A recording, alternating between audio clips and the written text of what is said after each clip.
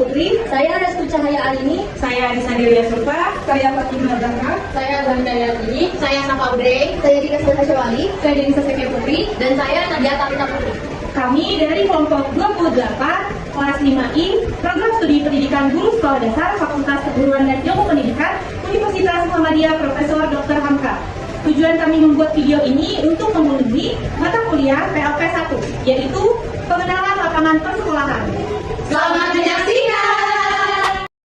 Kultur sekolah, bukan karakteristik peserta didik itu kan macam-macam, meliputi etnik, kultural, status sosial, minat, perkembangan kognitif, kemampuan, awal gaya belajar.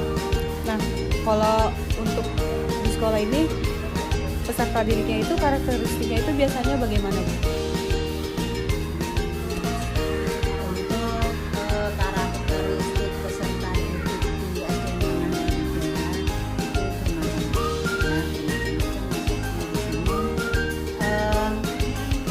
lingkungan di SDN Tenganan Muda itu terletak di dalam asrama atau di dalam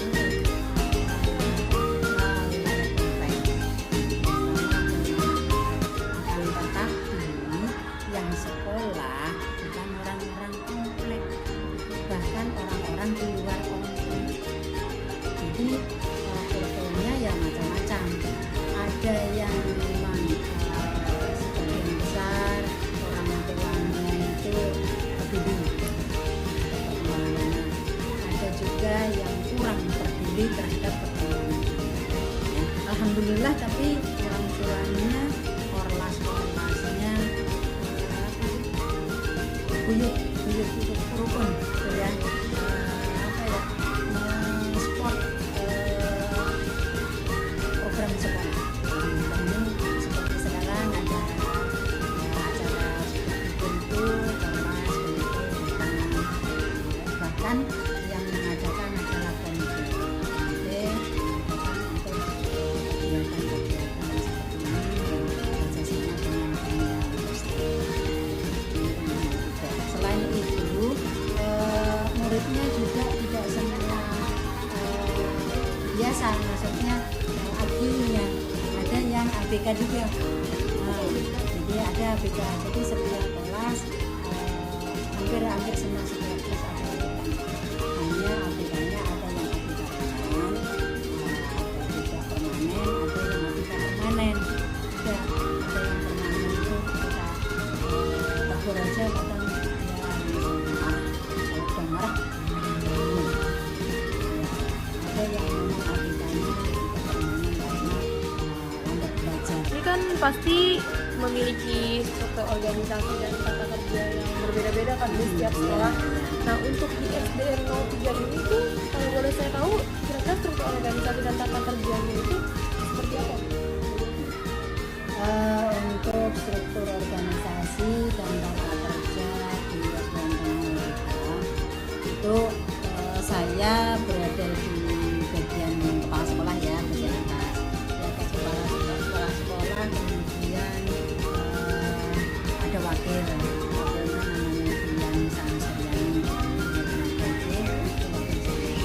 Kemudian setelah wakil ada namanya bendahara, ada namanya komite, ada namanya ya, ada namanya operator gitu. Bendahara kalau di sekolah, kalau di SD itu dirangkap oleh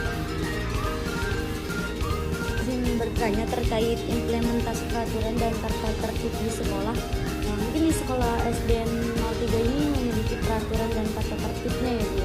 Apakah warga sekolah menerimanya dengan baik dan apakah tata tertib tersebut sudah dilaksanakan dengan baik? Untuk tata tertib di SDN Tenganan Muda itu ada beberapa ya, terutama untuk tata tertib siswa. Tata tertib siswa itu yang ada di depan ya. Alhamdulillah semuanya anak-anak itu melaksanakan tata tertib dengan baik, terutama waktu masuk kita jam masuk itu dari jam 6 sampai setengah 7. Jadi kalau udah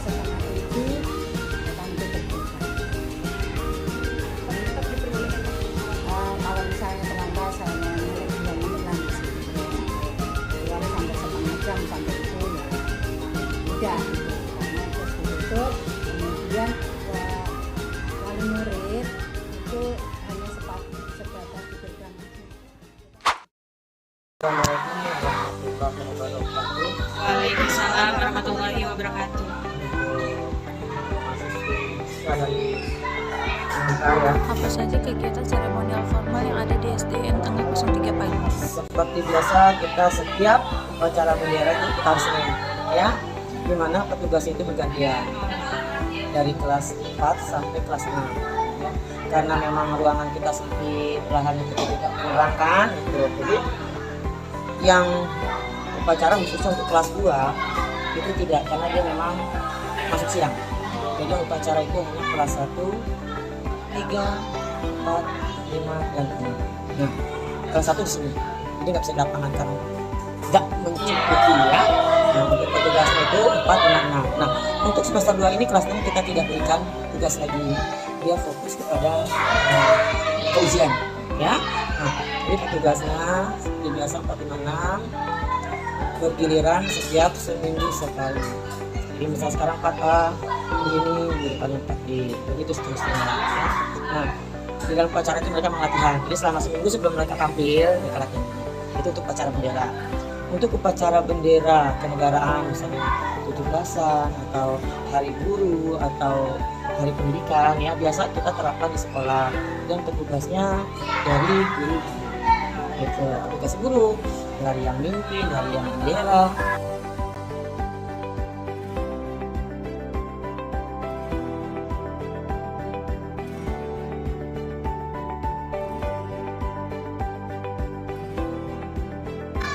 mengenai ekstrakurikuler, kurikuler dan kurikuler. Jadi apa saja kegiatan rutin berupa kurikuler, kokurikuler dan ekstrakurikuler yang terdapat di SDN tanggal 03 ini? Nah, kalau kurikuler ini kan apa yang ada di dalam silang tadi ya, apa yang ada ini kita harus laksanakan.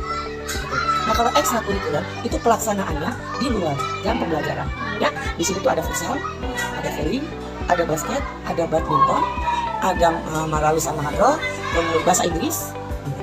Jadi sama senam bersama kita rutin setiap hari Kamis. Untuk pembiasaan positif yang sudah dipraktikkan di sekolah ini? Untuk pembiasaan ya, pembiasaan ini termasuk juga ya kurikuler juga, karena memang dalam pembiasaan ini akan ketahuan anak-anak setiap hari kita berikan pembelajaran, misal setengah jam sebelum KBM berlangsung. Kita masuk setengah 7, pembiasaan jam 7.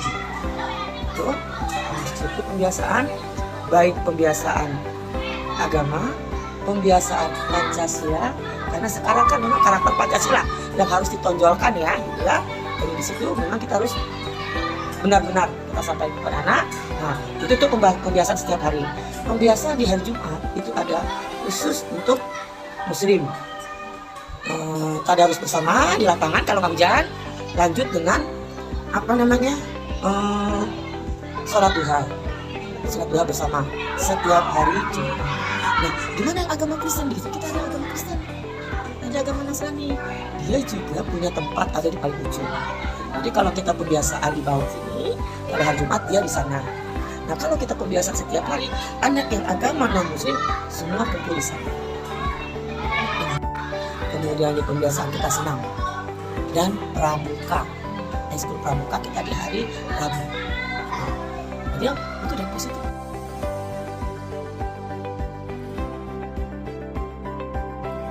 Baik, mungkin untuk pertanyaannya segitu aja dulu. Iya. Saya mau ucapkan terima kasih banyak Sama-sama. Bu Yani sudah bersedia menjadi narasumber pada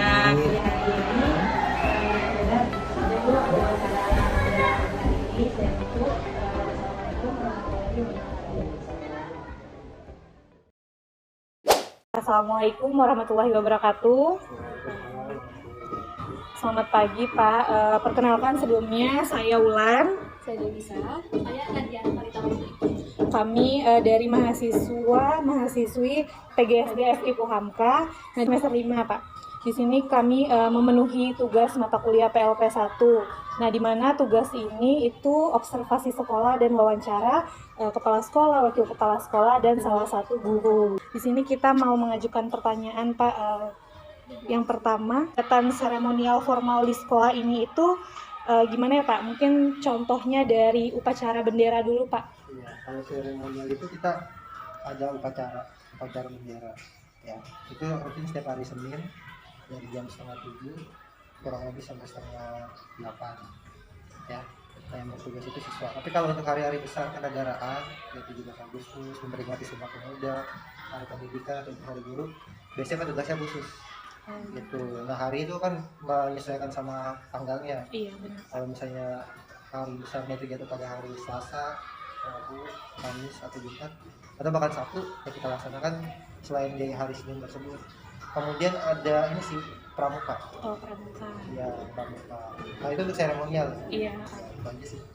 Yang pertanyaan selanjutnya, ada kegiatan atau ekstrakurikuler atau kurikuler yang ada di sini?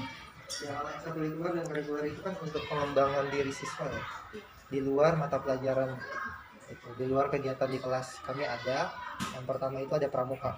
Pramuka itu ekstrakurikuler wajib. Oh, udah wajib ya, Pak? Ya, ada dasar hukumnya. Gitu. Nah, kemudian kami ada eskul menari setiap hari Jumat. Ya, menari. Terus ada hadro, marawis, itu yang bersifat keagamaan. Kemudian kalau untuk yang bersifat seni itu ada vokal, kemudian ada pianika. Sebelumnya ada juga gitar sih, cuma karena ada pandemi jadi dihentikan untuk yang gitar. Kemudian ada yang bidang olahraga, ada futsal putra dan putri. Ya, ya itu aja. Sama ada PMR. Oh, Tapi PMR ini jatuhnya ini sih, dia berkaitan sama UKS kan. Iya. Gitu. Itu aja.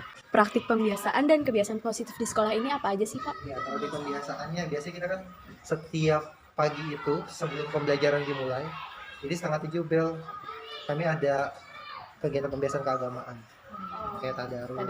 Kalau yang Kristen ada ruangannya di samping ini, ada ruangan agama Kristen. Mereka kebaktian pagi, doa bersama. Nah, kalau hari Jumat kami biasanya sholat bersama, sholat doa berjamaah. Jadi terus membaca juz amma kayak tadarusan kayak gitu. Kemudian juga ada pembiasaan di dalam kelas itu gerakan literasi. Ya, membaca sekitar 15 menit. Nah, bahan bacaan yang dibaca itu bukan buku pelajaran, di luar buku pelajaran. Jadi seperti buku cerita, komik, majalah, Dari siswa-siswi. novel, cerpen. Iya, pokoknya kita sesuaikan dengan minatnya mereka masing-masing. Jadi kita beri kebebasan. Gitu. Bahkan kalaupun mereka punya koleksi bacaan di rumah sendiri boleh dibawa. Bukan dari perpustakaan ya, Pak? Boleh dari perpustakaan. Jadi kami memberi kebebasan. Bisa ngambil dari perpustakaan, meminjam. Bisa juga mereka membawa sendiri. Nanti bisa tukar sama temennya. Nah, kami kan di kelas juga ada yang namanya pojok baca atau pojok literasi.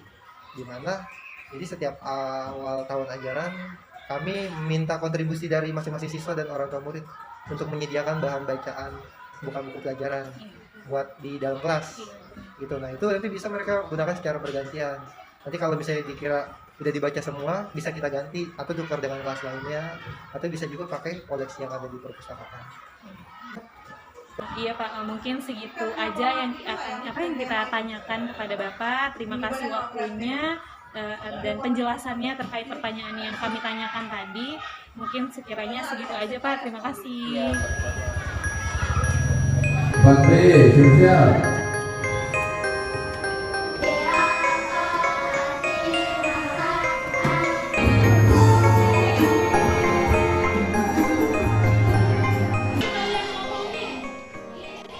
Demikian kegiatan PLP 1 yang telah kami lakukan di SDN Tengah 03 pagi. Sekian, terima kasih. Wassalamualaikum warahmatullahi wabarakatuh.